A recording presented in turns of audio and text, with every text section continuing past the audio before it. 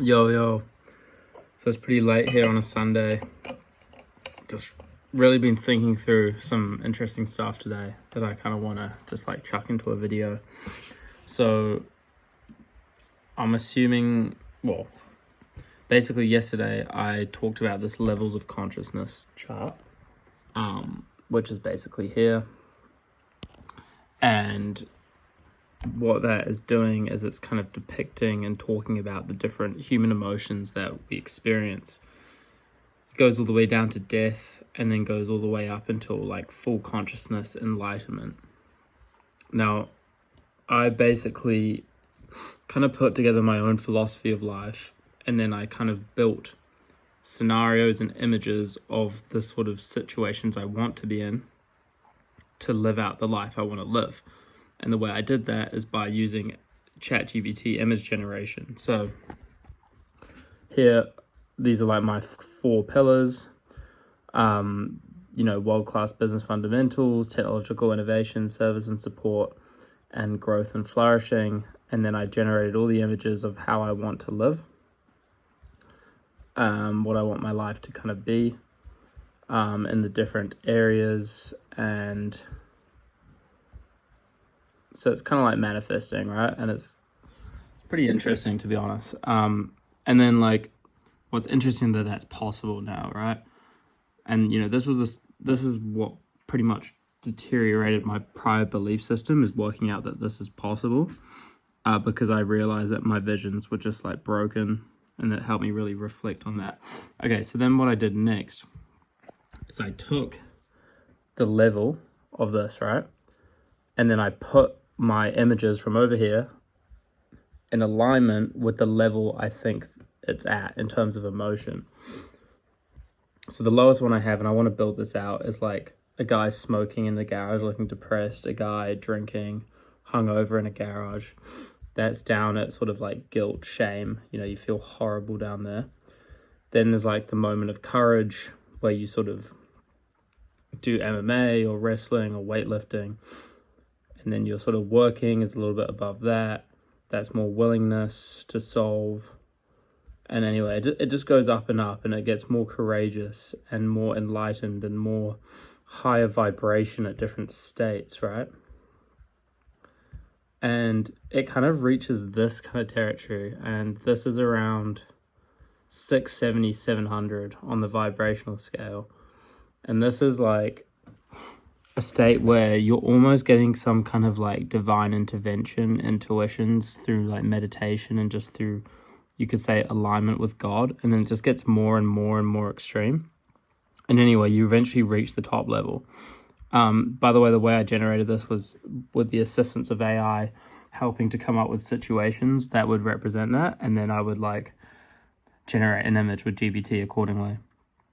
But then what I realized is like, okay, well, what is this? Like, what actually is this force that's coming through you at that level?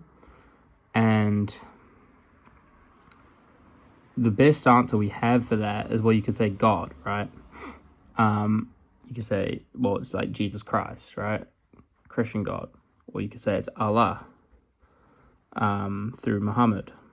Or you could say it's through Buddha, and so forth, right? There's all these different religions which have their own sort of spiritual realm, who would claim it as exactly that. But the problem with that is, look how many different perspectives there are, and this is barely scratching the surface. So then the next one is the Big Bang. This is like the more sort of atheist, agnostic perspective on the nature of the universe. So essentially what I did is I kind of like wrote down all the values that represent all of these. This is kind of going down a further rabbit hole from where we were, so it's almost just like exploring at this point. But the 5 principles that kind of sum all of it up are infinite love and compassion, universal consciousness, oneness and unity, eternal order and truth, and timeless presence. These are the 5 core principles that are consistent across all of these kind of, you could say, gods. And I think there's something interesting in that, in terms of like what the principles are that kind of govern human society and make human society function, which seems to be what all these prophets kind of came around for. You know, they came during periods of division and hardship, and they created leadership and unity among the people. And it's all similar, you know, it's all about love. And that goes back to, you know, love on this left-hand scale versus fear. If everyone's down in fear and there's wars and things happening, if you have someone who's enlightened up here, it's going to have a profound impact on you, right? So yeah. But just to go a little deeper, you know, there's probably about, I think there's roughly 1 billion, from my understanding, like roughly 1 billion people who are kind of either atheist or agnostic in the world. Might be a bit high, maybe 1.2. There's also a lot of people who might be put into that category who are kind of religious, but they also are open-minded to the fact that, you know, science has sort of evolved our understanding of the universe and things like that.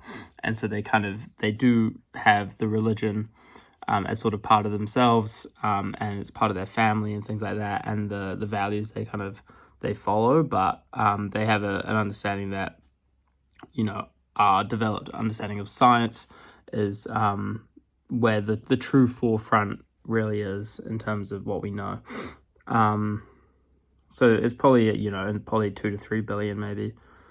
But yeah, it's quite interesting when you start like breaking down all the values that govern, you know, people who think about science or think about the broader meaning.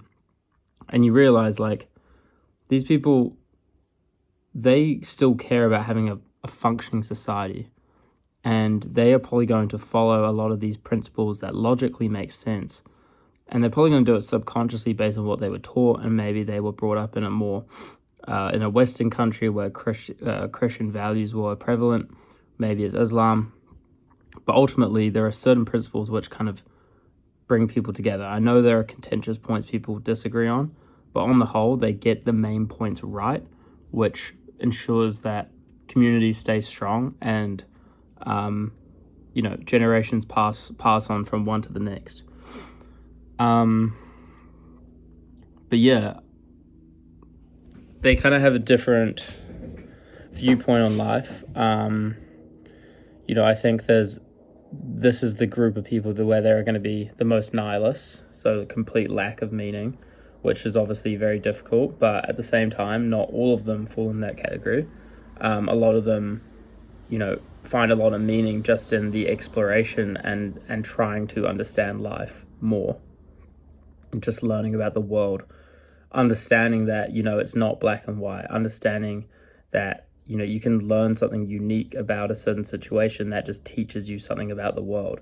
That's something I've kind of been thinking about a bit more. It's like, you don't actually need answers, you know, a lot of the time. It's often just like, yeah, different pieces of unique information that don't necessarily add up to some like conclusion about how things work, even though there may be patterns.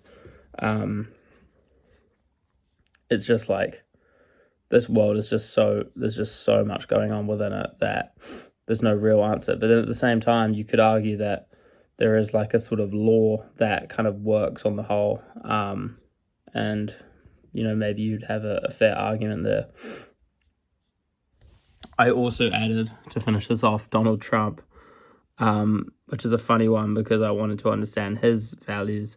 And something I also did with him is I said, because this is the guy who fucking released the Trump Bible, where he pretty much just took the Christian Bible, added the American Constitution, said that he was sent by God to lead the United States. Now he's got a bunch of people thinking he's the new Jesus. But then I did a search with GPT and I was like, okay, how aligned is Trump and his decision making, his actions with the teachings of Jesus Christ, on a scale of A+ to F-? And the result was D- on average, and he had a bunch of Fs. This guy's very self-focused, but at the same time, you could just be like, oh, that he's a liar, he's a bad person, and you could definitely argue that, but I think there's also something that is unspoken here, which is like, I've been thinking about, okay, I want to increase my vibrational level, I want to become more enlightened and all that. But at the same time, like, in order to function in this modern world, as a leader, as someone who runs organizations, someone who builds, someone who becomes successful, someone who's strong, someone who's respected, you've got to be tough, and you've got to be someone who can go into a negotiation, for example, and come out with a positive result, or someone who you can trust to go into an industry competition where there's two or three main competitors and become the victor. Like, it seems like the religions kind of teach against that, or especially Christianity does. Even like Taoism, like, it's like going with the flow, which is quite different to like getting the result. Islam is seems more kind of open to that kind of thing. You see a lot of boxers and fighters switching to Islam, and I think, but then again, it's more about if you're on defense and someone's attacking you, then you can incite violence type thing. So it's a bit confusing, but most of them are very much focused around compassion, right? And like, I do get that. Like, on the one hand, like, if I'm on a Sunday going into town, if I just embody Christian values, like, I'm gonna be love, I'm gonna be a great person, I'm gonna add value to people in my community. But if I take those same values to my work day, not with my internal team, but with my outlook to life, you could argue that we're going to get stamped on, right? Let's say Trump went into these sort of geopolitical negotiations with a sort of Jesus Christ-led mindset. If he shows compassion to his competitors, maybe he bends the knee. Is that a good thing for the American people? Probably not. Like, that's another thought experiment I did with GBT. Oh, it was actually Grok. I was like, if Jesus Christ ran the US right now, what would the outcome be? And the initial answer it gave was quite funny. It was almost like utopian. It was like, basically, like, it will just solve everything. Just lift the country into enlightenment. I was like, be honest. Like, how well would it do with the various tensions going on geopolitically? And I was like, it would actually probably make things a fair bit worse.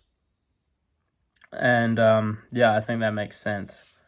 I think that on the one hand it serves well, on the other hand it doesn't. And I've noticed, I remember times where I went very deep down the sort of trying to embody, there was a time I tried to embody Christian values entirely, and I felt myself becoming weaker. I really did. I felt a craving for like MMA.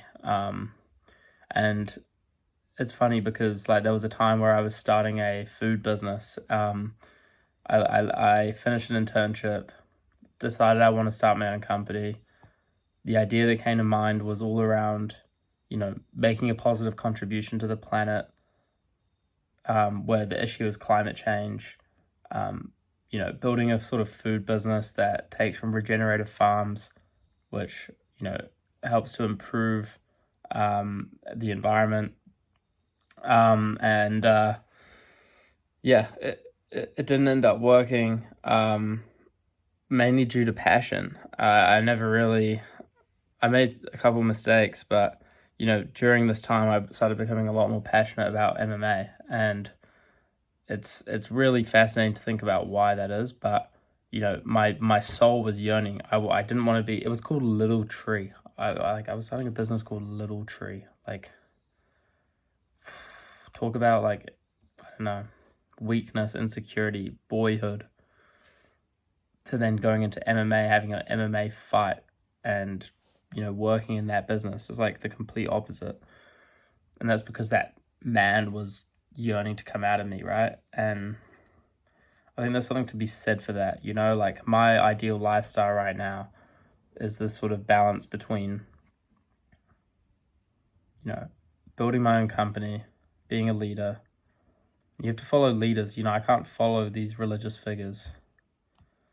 And to be honest, I follow just myself, my own thinking now at this point. There's no one I don't really have a role model in that sense. I'm just trying to get better in following the values and doing what we do the best we possibly can, building the best product in the world. If you can build the best product in the world, you gain a huge advantage in potential Pareto distribution, where all things work in your favor. I need the MMA side, I need the jiu-jitsu side, I need that toughening side, so that it's almost like your inner shadow, your inner warrior is getting exercise. If you don't have that, you feel weak, you degrade. But then, once you go through all of that, you don't want to fucking have a unhealthy weekend. Ideally, you want to be giving back at that point. Let's say you've had a really good week, you've been really productive, you've created work for people, you've created money for people, created money for yourself, your family, let's say. You've stretched your body, your muscles are stronger, you're fitter, you're sharper, right? Looking good. From a self point of view, organization point of view, you're strong, you're moving in the right direction. Then you want to give back. You know what I mean? Like, you want to be showing compassion. That's the point at which you want Jesus's values to embody you. That's how I feel about it. In the moment you're in your house, you're loving, you're compassionate. If it's external community, same thing. If you're giving back, same thing. But in order to create that, in order to be the person who's respected to do that, you've got to be someone who's strong and someone who can lead and someone who can take on really hard times. I think without that, you're nothing. So, I mean, what this shows to me is a huge issue in our society, right? Where,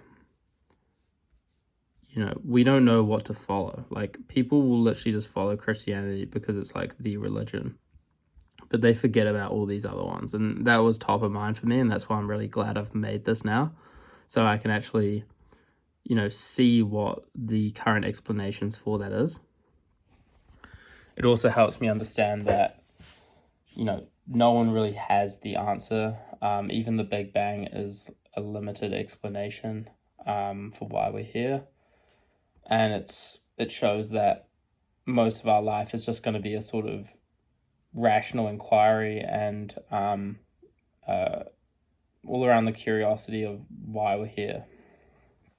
And that's fine. It's good to learn that.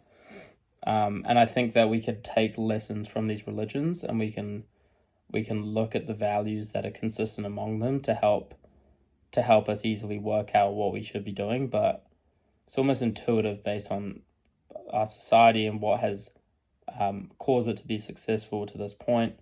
And then we can debate the points that are contentious, and that's fine. But ultimately, like, as a society, this is better than it's ever been. And that's something to be grateful for,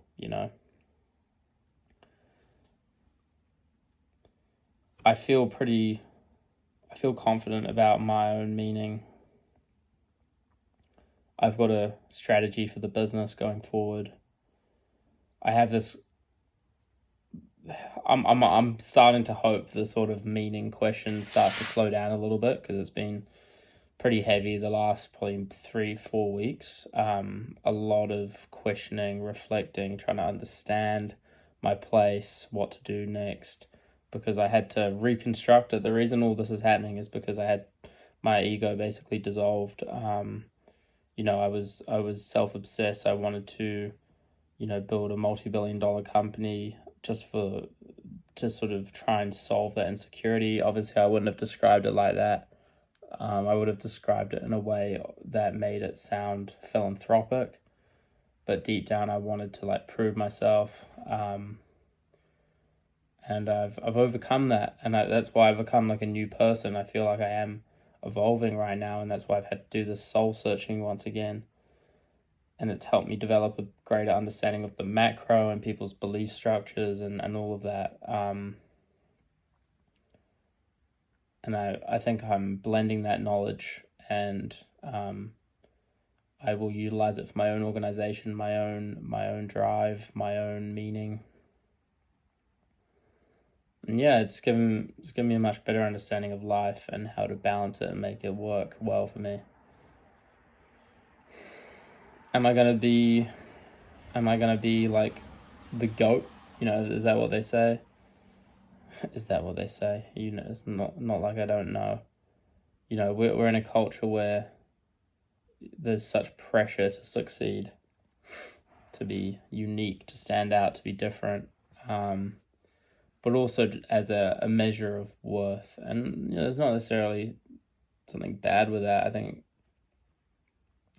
it's just, it can be unhealthy. And I think for me, I want to build the best products I can, and ideally have the majority of my time go into things that actually make the world better. Like when you look at some of the large scale problems, I just feel like I haven't tapped deeply enough into those. The businesses we're serving, yeah, they're solving problems for people, or like helping solve desires for people, but how meaningful really is that? Wouldn't it be better if we were solving macro issues, having like a direct contribution to things that really are harming people's lives? Or, you know, you could help bring other societies up, you know, which is why I just feel like I'm getting started in this. I still feel very young. There's a long way to go. I'm learning a lot. My business has a size where I haven't blown it out of proportion, so it's manageable, and I can learn while having my own organization, so I can experiment and I can move around the place. But I do think that I think I want to have products that do scale, and that could be like our dashboard, for example, or whatever we happen to build, that is kind of more mass scale that anyone can use. But I would like to put my consultative time, you know, the time where I'm really focused, okay, how do we grow this business? What are all the strategies you do? What is the macro strategy? You know, I want that to impact the most people in a positive way as I can. Solve the biggest problems I can. And I think that's going to be evolution. I think that's going to be one opportunity at a time. But ultimately, if I just stay product focused, don't focus on the money, stay focused on the product, stay focused on impact, I will do what my heart is calling me to do. And yeah, don't rush things. You know, I've noticed this exhaustion in my mind every time I try to like say I need to get this now. I think the reason for that is because I did it for like probably over a year of like, I'm going for this, with this sort of aggressive like inner yearning founded out of insecurity. And since I solved that insecurity, I no longer have that same drive for those kind of outcomes, but I don't need those outcomes.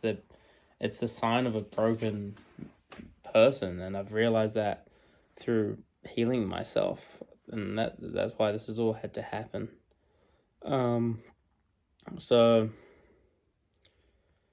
But at the same time, I don't ever want that to sound unambitious. I think it's just going to lead to a better life, and if anything, probably better products, and probably a much more large, sustainable company, because I have a better perspective on how to make it last, and I'm not so focused on reaching a certain number as fast as I can while the rest of my life degrades, you know? So yeah, anyway, that's my entry for today. Philosophical one. Definitely, I wanted to record it before I slept because I've been thinking about this a lot this weekend. And yeah, this coming week we will crack on, focus on product, focus on providing the best service possible, have great conversations with clients, you know, keep evolving the team, enhance the ops, focus on our reporting, build the dashboard. It's going to be fun, man. focus on, start thinking about the sales. Who do we want to target? What industries can we make that impact with? Because we can do anything we want. We can get in touch with the right people. It's all about will. And we're building such a strong base, close to the point where we can do it for anyone. And that's what Junction, my organization, is all about. It's the central meeting point of all industries, businesses, and people. We're a problem-solving machine. That's what we're going to be for. So anyway, that's me. Catch you later.